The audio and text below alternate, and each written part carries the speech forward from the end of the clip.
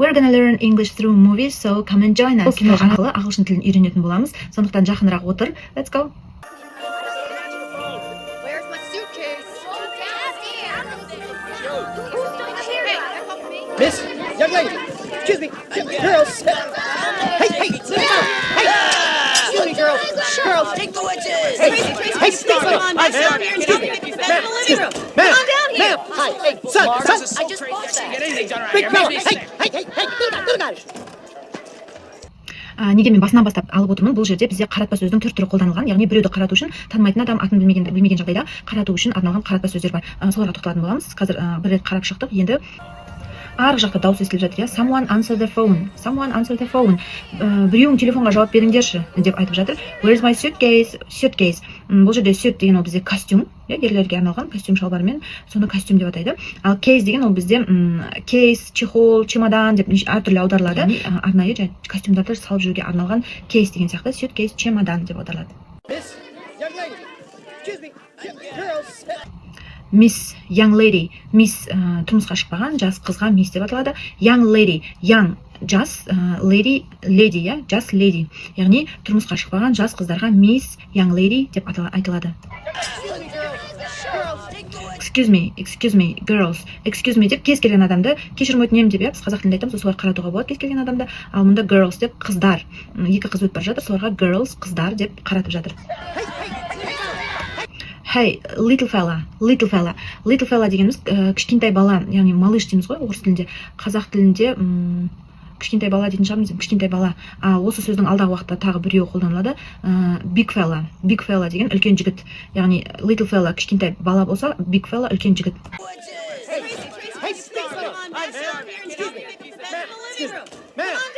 Help me make the beds in the living room. Бұл жерде make the bed, төсек салу немесе төсек жинау деп аударылады. In the living room, қонақтарға арналған бөлмеде, иә. Яғни help me, маған көмектес, маған қонақтарға арналған бөлмеде төсек салуға көмектес. Come on down here. Төменге кел, төмен қарай кел, яғни түрінен көрініп тұр, жоғары қарап сөйлеп тұр. Екінші этажда жүрген қыздар жігіттерге төменге кел, төсек салуға көмектес деп шақырып жатыр. Hey, son деген балам. Ей, балам, иә. Hey деген ей деп аударылады. Son деген балам деп өзіне қаратып тұр. Little guy, кішкентай бала. Little fella, little guy. Екеуі синоним. Little fella, little guy. Pete's brother and his family are here. Oh, it's crazy. Pete's brother and his family are here. Pete Кевиннің папасы, иә. Оның ағасы және оның ағасының отбасы осында. Бір үйде 3 отбасы жүр. Адам сенгісіз деген мағынада айтып тұр, иә. Montreal. Oh, that's right, her family's there. Trish is going to Montreal. Trish Монреалға бара жатыр. Монреалға. Oh, her family is there. Оның отбасы сол жерде ғой. Яғни сол жерде тұрып жатыр. Then we're off. Біз кетіп бара жатырмыз. When do you leave? When do you leave? Қашан кетіп бара жатырсыңдар? Tomorrow. You're not ready, are you? You are not ready, are you? Бұл жерде бізде конструкция бар. Бұл құрама сұраулы сөйлем, яғни question tag деп аталады. Қарасақ, міне you are not ready. Бірінші сөйлем бізде негізгі сөйлем, ол бізде болымсыз сөйлем болып тұр. Екінші бөлім ол қысқа сұрақ, question tag деп аталады. Are you? Яғни бірінші сөйлем негізгі сөйлем бізде болымсыз болса, question tag бізде болымды болады. Яғни you are not ready. So, екінші бөлімі are you? Сен дайын емессің. Солай емес пе? Сен дайын емессің. Солай ма? Mom, Uncle Frank won't let me watch the movie, but the big kids can. Why can't I? Uncle Frank маған кино көруге рұқсат бермей жатыр. Бірақ үлкен балаларға көруге болады. Маған неге болмайды деп сұрап тұр. Why can't I? Мына жерде байқасаңыз, why can't I? Бірақ көбіне олар т-ны және д-ны дыбыстап шығармайды. So, why can't I? Как будто т жоқ сияқты, бірақ по-любому кішкене нүкте болса да қойыл, нүкте сияқты, как будто пробел сияқты естіледі. Why can't I? Неге маған болмайды? Kevin, I'm on the phone. Kevin, I'm on the phone. Мен телефонмен сөйлесіп жатырмын. Я на телефоне. Орысша аударымызда қазақша I'm on the phone. Мен телефонмен сөйлесіп жатырмын. When do you come back? When do you come back? When келсіңдер, қашан қайта келесіңдер? Not till then. Сол сәттен ерте емес. Тек сол сәттен кейін ғана деген мағынада, иә. Мысалы, үйдегі біреудің туған күні деп алайық, иә. Сол туған күнді туралы айтқанда, сол туған күнге дейін емес. Яғни, сол туған күнге дейін біз келмейміз, содан кейін ғана келеміз деген мағынада. Сол сәтке дейін емес. Только тогда. Орысша аударатын болсақ, только тогда. Не раньше этого времени. Сол сәттен ерте емес. Till then, it's not even rated R. He's just being a jerk. It's not even rated R. Бұл жерде R дегеніміз restricted деп аударылады, яғни запрещенный. It's not even rated R. Rated R дегеніміз 18+ деп айтамыз бізде. Яғни кәмелет жасқа толмаған балаларға көруге болмайтын киноларды rated R. Бұл тіпті 18+ емес, қазақшаға аударатын болса, осылай аударуға болады. Яғни 18 жасқа дейінгі балаларға көруге болмайтын кино емес деп айтып тұр. He's just being a jerk. He's just being a jerk. Просто ол өзін енді орыс тіліне аударсақ придурок дейміз, қазақ тіліне мүмкін мәдениеттірек болатын шығар, ақымақ деп аударсақ, иә. Яғни ол өзін ақымақ секілді ұстап отыр, яғни өзін ақымақ секілді көрсетіп тұр. Let's continue. Kevin, if Uncle Frank says no, then it must be really bad. If Uncle Frank says no, then it must be really bad. Егер дядя Фрэнк, иә, Фрэнк көке жоқ деп айтқан болса, ол шынымен де жаман болғаны деп аударамыз. Hey, get off. Kevin, out of the room. Get off, слезай. Түс, төсектің үстіне шығып жатыр, сол төсектің үстінен түс деп айтып жатыр. Kevin out of the room. Кевин бөлмеден шығып кет. Out шығу, иә. Out of the room, бөлмеден шық. Mom, Uncle Frank won't let me watch the movie, but the big kids can. Why can't I? Kevin, I'm on the phone. When do you come back? Not till then. It's not even rated R. He's just being a jerk. Kevin, if Uncle Frank says no, then it must be really bad. Hey, get off. Kevin, out of the room. Hang up the phone and make me, why don't you? Hang up the phone and make me, why don't you? Hang up the phone. Hang up, положи. Қой, трубканы қой. Hang up the phone, трубканы қой. And make me. Make me бұл жерде мені мәжбүрле. Заставь меня, мәжбүрле. Трубканы қой да мені мәжбүрле. Яғни мәжбүрлеп шығар деп тұр бөлмеден. Why don't you? Неге солай істемеске? Трубканы қой да мені мәжбүрлеп бөлмеден шығар. Неге солай істемеске? This kid. Мына бала деп аударылады. Kate, did you by any chance pick up the voltage adapter thing? No, I didn't have time to do that. Kate, did you by any chance pick up the voltage adapter thing? By any chance бұл жерде кездейсоқ, случайно деп аударылады. Пикаптың екі мағынасы, бірдеңені теру, алу, иә, и екінші мағынасы сатып алу деген мағына. Яғни Кейт кездейсоқ, иә, voltage adapter деген бізде ол жаңағыдай Америкада, Европада, оказывается, ток зарядтайтын нелер әртүрлі болады екен, точкалар. Соған байланысты оларға арнайы зарядтау үшін адаптер керек. Сондай адаптерді сұрап тұр. Кездейсоқ сондай бір адаптер сатып алған жоқсың ба деп сұрап тұр. By any chance. Мысал келтіретін болсақ, did you by any chance see my keys? Случайно ты не видел мои ключи? Did you by any chance see my keys? Кездейсоқ менің кілттерімді көрмедің бе? Are you by any chance free tomorrow? Яғни, ты случайно завтра не свободен? Ертең сен мүмкін бос шығарсың? Кездейсоқ бос емессің ба? Деп сұрағанда айтылады. By any chance could you help me? Егер мүмкін болса сіз маған көмектесе аласыз ба? Деп аударылады. Яғни бұл by any chance деген тіркес сұрақты жұмсартып сыпайы етіп көрсетеді. No, I didn't have time to do that. No, I didn't have time. Жоқ, менің уақытым болған жоқ. How am I supposed to shave in France? Grow a goatee. How am I supposed to shave in France? Мен Францияда қалай қырынуым керек? Яғни supposed to деген бір нәрсені яғни істеу керек, біреуден немесе бірдеңеден бір нәрсені күту, күтіледі, міндеттелген. Мысалға, тиіс, керек, міндетті деп аударылады. Мысалға алатын болсақ, you are supposed to do your homework.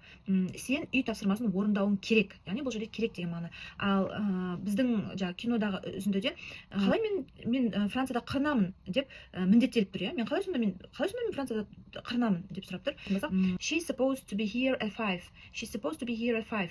Яғни ол мұнда сағат 5-те болуы тиіс. Ол мұнда сағат 5-те болуы тиіс. Okay, let's continue. Grow a goatee. Grow a goatee. Козлиная бородка дейді екен. Отрасти козлиную бородку. Бұл тікелей аударатын болсақ, ешек сақал деп аталады екен. Яғни осылай өсірілетін сақал түрі, бірақ білмеймін бізде қазақ тілінде оны қолданбайтын сияқты. Просто тікелей аудармасы солай болып тұр. Так негізі біз солай қолданамыз деп ойламаймын. Мен осы күнге дейін негізі осындай аударма естімедім. Dad, nobody let me do anything. Dad, nobody let me do anything. Nobody let me do anything.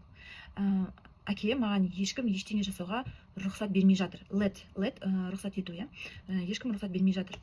Hang up the phone and make me, why don't you?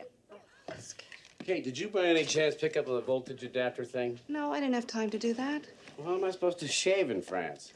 Grow a goatee. Dad, nobody let me do anything. Anything to do? I got something for you to do. You don't have anything to do? I've got something for you to do. Сенде істейтін ештеңе жоқ па? Менде саған арналған істейтін нәрсе бар. You can pick up those micro machines that are all over in there. And Leslie stepped on one and almost broke her neck.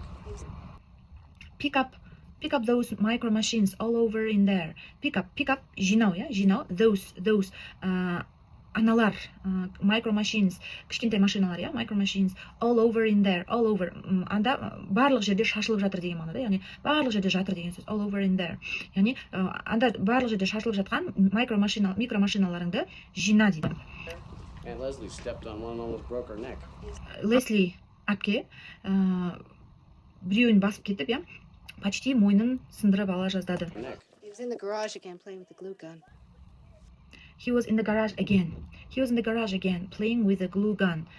Ол қайтадан гаражда болды. Glue gun деген, жаңа клеевый пистолет дейміз, клейлі пистолет дейміз ба? Клейлі пистолетпен ойнады. Didn't we talk about that? Didn't we talk about that? Біз сол туралы сөйлестік қой, деп аударылады. Did I burn down the joint? I don't think so. Did I burn down the joint? Бұл жерде joint деген бір ғимарат, здание қосымша, иә, бір-біріне қосылған деген сияқты кафе, үй, солардың барлығын бейресми түрде айтады. Яғни орын, жер деп айтамыз біз көбіне. Сол орын, жер деген мағынаны білдіреді. Burn down, өртеп жіберу, яғни толығымен жанып кету деген мағынада. Did I burn down the joint? Мен бұл жерді өртеп жібердім бе? Мен бұл жерді өртеп тастадым ба? Деп аударылады. I don't think so. Мен олай ойламаймын. I was making ornaments out of fish hooks. My new fish hook? I was making ornaments out of fish hooks. Ornaments деген украшение, иә, жаңағыдай елкаға ілетін әртүрлі украшенияларды айтып тұр. Fish hooks ол бізде қармақтың ілгегі, яғни қармақтың ұшындағы балықты іліп алатын ілгегі. Fish hooks. My new fish hooks. Менің жаңа қармақ ілгектерім бе? I can make ornaments out of the old ones with dry worm guts stuck on them. Old ones, ескі ілгектерге мына жерде definition, яғни анықтама сияқты беріліп тұр. Кеуіп қалған, яғни dry деген кептірілген, кеуіп қалған, worm шылаушын, червяк, guts кешкі дейміз ғой, ішек қарны, иә, stuck жабысып қалған, on them оларға, яғни аударатын болсақ, ескі қармақ ілгектеріне шылаушының ішек қарны кеуіп жабысып қалған, яғни сондай ескі ілгектен мен украшение жасай алмаймын деп айтып тұр. Peter. Come on, Kevin. Out. Кеттік, Кевин, шық деп тұр. Яғни out, бөлмеден шық. Peter, Kate, do you guys have a voltage adapter? Here's a voltage adapter. Peter, Kate, do you guys have a voltage adapter? Peter, Kate, ребята, яғни достар деген сияқты, иә. Сендерде переходник дейміз, переходник бар ма? Here is a voltage adapter. Мұнда переходник. You're getting heavy. Heavy деген бұл жерде ауыр, яғни сен ауырлап бара жатсың. Go pack your suitcase. Go pack your suitcase. Барда чемоданыңды жина. Pack my suitcase. Pack my suitcase. Менің чемоданымды жинау. Hang up the phone and make me, why don't you? Hey, did you by any chance pick up the voltage adapter thing? No, I didn't have time to do that. Well, how am I supposed to shave in France? Grow a goatee. Dad, nobody let me do anything. Bye. You don't have anything to do? I got something for you to do. You can pick up those micro machines that are all over in there. Aunt Leslie stepped on one and almost broke her neck. He was in the garage again playing with the glue gun. Didn't we talk about that? Did I burn down the joint? I don't think so. I was making ornaments out of fish hooks. My new fish hooks? I can make ornaments out of the old ones with dry worm guts stuck on them. Peter. Come on, Kevin. Out. Peter, Kate, do you guys have a voltage adapter? Here's a voltage adapter. You're getting heavy. Go pack your suitcase. Pack my suitcase.